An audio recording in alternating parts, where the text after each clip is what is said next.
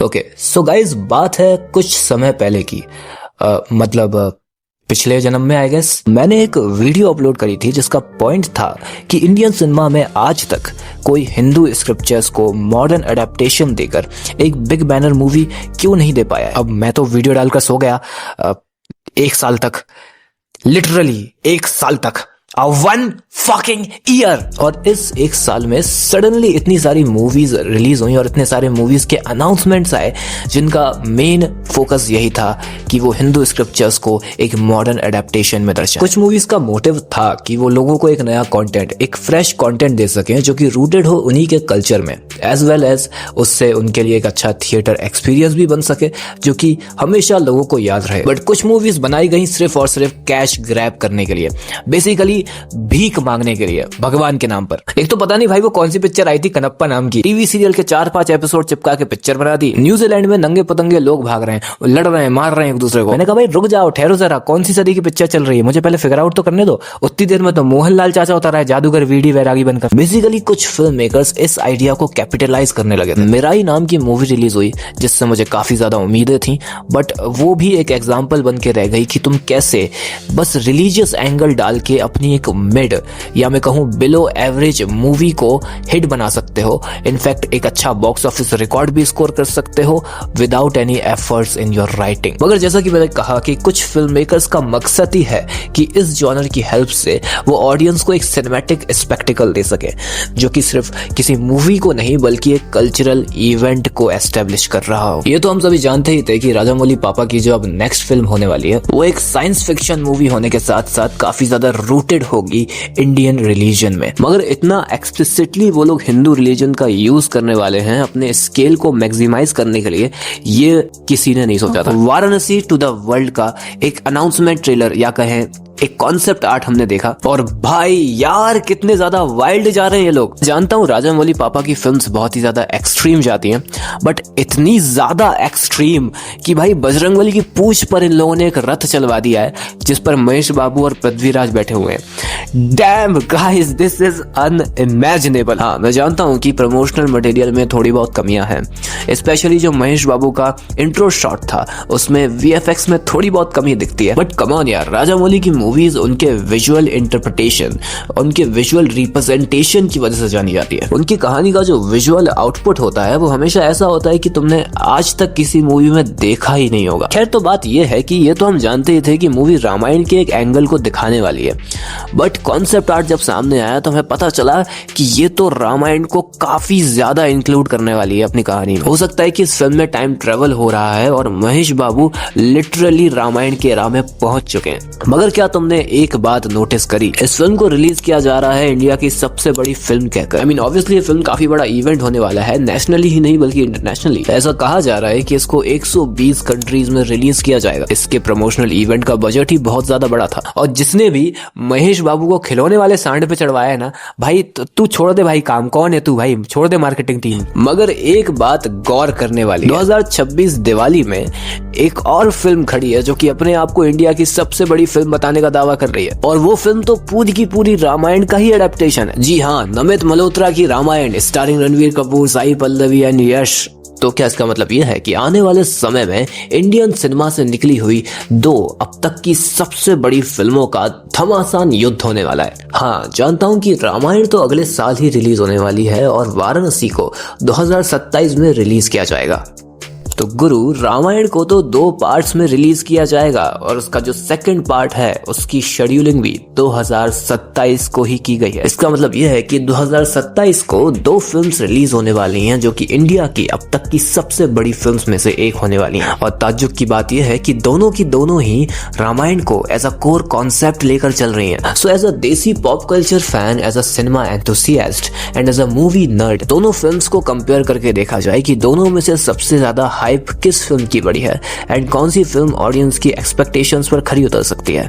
क्योंकि अगर देखा जाए तो दोनों की दोनों फिल्म्स का हिट होना या ना होना, दोनों ही सिचुएशंस इंडियन सिनेमा के रुख को बदल कर रख देंगी। हम लोग इन दोनों फिल्म्स का पॉइंट वाइज कंपैरिजन करेंगे और जिसके सबसे ज्यादा पॉइंट्स होंगे उससे यह साबित हो सकता है कि किसका बॉक्स ऑफिस पर जीतने के ज्यादा चांसेस हैं। नंबर 1 है नैरेटिव एम्बिशन स्कोर। दोनों फिल्मों में से अपनी कहानी को लेकर जो एम्बिशन है किसका ज्यादा बड़ा है। अगर हम रामायण को देखते हैं तो उसका एक नैरेटिव लिमिटेशन है, मतलब कि वो अपनी कहानी को कितना फैला सकते हैं उसकी एक लिमिट। वो अपनी कहानी के जरिए सिर्फ उन्हीं इवेंट्स को कवर करेगी जो कि ऑलरेडी हमारी एपिक में लिखी गई है। जबकि वाराणसी की स्टोरी को जब हम समझने की कोशिश करेंगे तो वो लोग रामायण को जस्ट एज अ कॉन्सेप्ट के रूप में यूज कर रहे हैं अपनी कहानी के स्केल को बढ़ाने के लिए। इसका मतलब यह है कि इनकी पूरी स्टोरी एस.एस. राजामौली का ब्रेन चाइल्ड होने वाली है। तो इस कॉन्टेक्स्ट में वाराणसी टू द वर्ल्ड को एक पॉइंट मिलता है, क्योंकि देखो रामायण को देखने के लिए हम एक्साइटेड हैं क्योंकि हम हमेशा से रामायण का एक लाइव एक्शन एडेप्टेशन देखना चाहते थे। कहीं ना कहीं नमित मल्होत्रा रामायण की कहानी को जानने के लिए तुम्हारे अंदर इतनी क्यूरियोसिटी नहीं जन्मेगी क्योंकि रामायण की कहानी बचपन से तुम्हारे रगों रगों में बह रही है। हम सभी एक्साइटेड हैं रामायण के विजुअल रिप्रेजेंटेशन को देखने के लिए, तो वहीं वाराणसी को देखने के लिए भी हम एक्साइटेड हैं और साथ ही साथ हमें जिज्ञासा भी है कि आखिर इसकी कहानी हमसे क्या नया कहने वाली है। सो इन दैट सेंस वाराणसी को एक पॉइंट मिलता है। दूसरा है the vision of the director. अब इस कॉन्टेक्स्ट में डिस्कशन बहुत ही ज्यादा डिबेटेबल होने वाला है, बिकॉज ऑब्वियसली एक तरफ हमारे राजामौली पापा हैं जिनका विजन तो तुम जानते ही हो कितना भी वाइल्ड जा सकता है। अब रामायण मूवी का जो विजन है वो उसके डायरेक्टर नहीं उसके प्रोड्यूसर से आ रहा है। नमित मल्होत्रा भी अपने विजन को लेकर बहुत ज्यादा कॉन्फिडेंट है। वो रामायण को एक ग्लोबल इवेंट बनाना चाहते हैं। उन्होंने तो कह दिया है कि अगर फिल्म इंडिया से बाहर नहीं चलती है तो वो इसको एक फ्लॉप डिक्लेयर कर देंगे। अब भले ही नमित मल्होत्रा अपने विजन के जरिए रामायण को एक क्रिएटिव इनपुट ना दे रहे हो, बट ये जानना कि वो 2015 से रामायण को एक लाइव एक्शन एडेप्टेशन देने की कोशिश कर रहे हैं। वो चाहते हैं कि इस फिल्म को एक कल्चरल मॉन्यूमेंट की तरह देखा जाए। उन्होंने पूरी स्ट्रेंथ लगा दी है इस फिल्म को एक अच्छा एग्जीक्यूशन देने के लिए, पैसे से लेकर टेक्निकलिटीज तक। इनफैक्ट मार्केटिंग में भी उन्होंने अपना पूरा योगदान दिया है, जिस वजह से उनका विजन काफी बड़ा लगता है, जिस वजह से मुझे लगता है कि विजन के लिए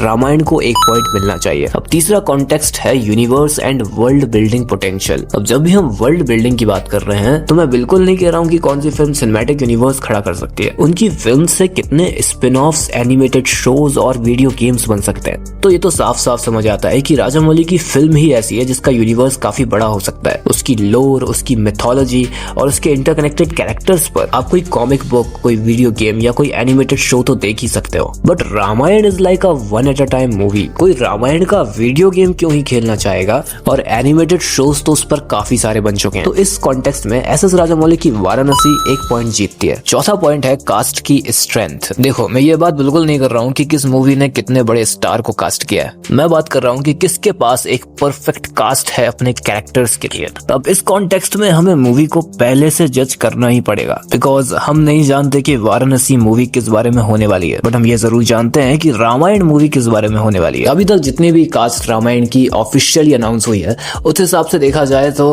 हाँ, they are choosing a picture perfect actors for the characters. Ranbir Kapoor, Sai Pallavi and Yash, तीनों की खास बात यही है कि ये लोग बड़े और पॉपुलर एक्टर्स तो है ही, लेकिन उसके साथ साथ एक काफी अच्छे मेथड एक्टर्स भी हैं। तो वहीं वाराणसी के मेन कैरेक्टर के बारे में अभी हम कुछ भी नहीं जानते हैं, जिस वजह से इस वक्त इस फिल्म की जो हाइप है वो डेवलप करी जा रही है महेश बाबू के स्टार पावर के बेसिस पर, ना कि उनकी एक्टिंग के बेसिस पर। तो रामायण की कास्ट पर इस वक्त मुझे ज्यादा भरोसा है more than the Varanasi cast. So Ramayan को उनकी कास्ट की स्ट्रेंथ के बलबूते पर एक पॉइंट और मिलता है। पांचवा पॉइंट है strength of their creative team. अब इस एंगल से भी अगर हम देखेंगे तो बहुत ही ज्यादा डिबेटेबल कंपैरिजन होने वाला है, बिकॉज अब हम देखने वाले हैं कि जो क्रिएटिव टीम है यानी कि cinematographer, composer, editor, VFX supervisor, action choreographer, ये जो टीम है दोनों में से किस फिल्म की ज्यादा स्ट्रॉन्ग है। अब जो अपने नमित मल्होत्रा हैं वो पूरी की पूरी डीनेक कंपनी को उठाकर ले आए, और डीनेक कंपनी जो है वो बड़ी सी बड़ी हॉलीवुड फिल्म में अपने वीएफएक्स दे चुकी है। और वहीं दूसरी तरफ खड़े हैं राजामौली पापा, और इस एक अकेले बंदे का दिमाग ही काफी है किसी बड़ी क्रिएटिव टीम को टक्कर देने के लिए। तो इस एंगल से देखा जाए तो बहुत ही ज्यादा डिबेटेबल है कि किस फिल्म को एक पॉइंट मिलना चाहिए, क्योंकि अगर डीनेक के पास प्रूफ है कि उन्होंने मल्टीपल हॉलीवुड फिल्म्स में काम किया है, तो राजामौली के पास भी प्रूफ है कि उन्होंने एक बड़े स्केल की फिल्म को बहुत ही बढ़िया तरह से एग्जीक्यूट किया है, और दोनों ही अपनी फिल्म में क्रिएटिव इनपुट के जरिए उसका जो कंप्लीट विजुअल आउटपुट है उसके फेलियर के चांसेस को लगभग जीरो कर देते हैं। अब इस वजह से मुझे लगता है कि ये हमारा पहला ड्रॉ हो सकता है, क्योंकि देखो अगर हम टेक्निकल क्रिएटिविटी की बात करेंगे तो रामायण जीतती है क्योंकि उनके पास डीनेक है, मगर अगर हम विजुअल ड्रिवन क्रिएटिविटी की बात करें तो राजामौली जीतते हैं क्योंकि उनके पास ऑब्वियसली विजन है। इसलिए मेरे हिसाब से दोनों फिल्मों को एक एक पॉइंट मिलना चाहिए।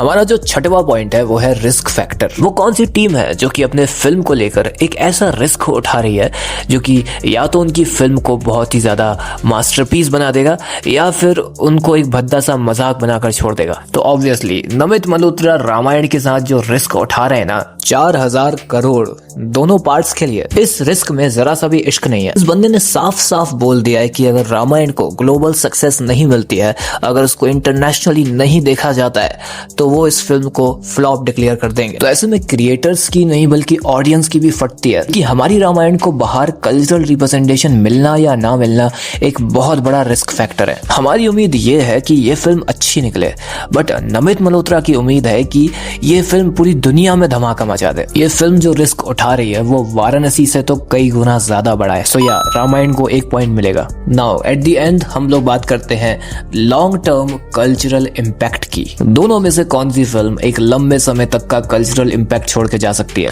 कौन सी फिल्म जॉनर स्टैंडर्ड्स को सेट कर सकती है, ऑडियंस के टेस्ट को बदल सकती है, इंडस्ट्री के लिए एक नया ट्रेंड सेट कर सकती है? यहाँ पर भी वाराणसी को पूरी तरह से इग्नोर करते हुए रामायण वो फिल्म है जो कि बहुत लंबे समय तक का कल्चरल इम्पैक्ट लोगों के बीच छोड़कर जाएगी। देखो, इस फिल्म का चलना या ना चलना दोनों केसेस में ही आने वाले 10 या 20 सालों में लोगों को याद रहने वाला है कि रामायण पर एक लाइव एक्शन एडेप्टेशन बना था। आदि पुरुष को भी 2 साल हो चुके हैं और उन्होंने जो कीचड़ मचाई थी ना, वो हमें अभी तक याद है। ये फिल्म जिस सेंसिटिव स्टोरी को उठा रही है, इट्स लिटरली लाइक कि किसी फोकलोर पर एक डिज्नी मूवी बन रही हो। So it's really a big deal. इसमें भी हम रामायण को 1 पॉइंट देंगे। दोनों फिल्म के स्कोर्स को देखकर तो तुम समझ ही गए होगे कि ऑब्वियसली नमित मल्होत्रा की रामायण जीतती है एक हाइप क्रिएट करने में। अब मेरी बात सुनो, अगले साल 3 बहुत बड़ी मूवीज रिलीज होने वाली हैं। क्रिस्टोफर नोलन की द ऑडिसी, एवेंजर्स डूम्सडे और रामायण। इन तीनों में से मैं सबसे ज्यादा एक्साइटेड रामायण के लिए हूँ। इस जनरेशन की, यानी हमारे जनरेशन की, ये मुगल आजम होने वाली है। ये कोई रैंडम फिल्म नहीं है भाई जो टी सीरीज ने निकाल दी बस मजे लेने के लिए। This is something else, this is just something different. So sorry to say, but इस वक्त के लिए मोर देन वाराणसी इस फिल्म की हाइप ज्यादा है और ये फिल्म हाइप डिजर्व करती भी है। तो अगर 2027 में रामायण का पार्ट 2 आता है और वाराणसी उसके साथ क्लैश करती है, तो हो सकता है कि रामायण उसकी हाइप खा जाए। इस फिल्म की मार्केटिंग वैल्यू से लेकर इसकी प्रोडक्शन वैल्यू तक ये फिल्म स्काई रॉकेट करने वाली है। भगवान ना करे ऐसा हो, मगर गलती से भी अगर मुझे कुछ होता है तो मरने से पहले मेरी आखिरी इच्छा यही होगी कि मैं एक बार रामायण देख लूं। सो लेट्स सी, इसी के साथ ये वीडियो खत्म करते हैं। जाते जाते एक बात कहना चाहूंगा कि इस वीडियो का कोई सेंस नहीं था। मतलब मैंने ऐसे ही 2 ट्रेंडिंग टॉपिक उठाए और चिपका दिए क्योंकि चैनल को रिवाइव करना था। इस बार कोशिश करूंगा कि मैं कंसिस्टेंट रहूं। मतलब कोशिश ही कर सकता हूं और क्या कर सकता हूं। मेरे अंदर का जो ढीठ इंसान है वो मानता नहीं है। बाकी एक नए वीडियो पर मैं काम कर रहा हूं जो कि चैनल के टोन को बदल कर रख देगा। इस बार हम लोग कर लेंगे यार, बन जाएंगे एक अच्छे YouTuber. So goodbye guys, the alternative cinema should always be here.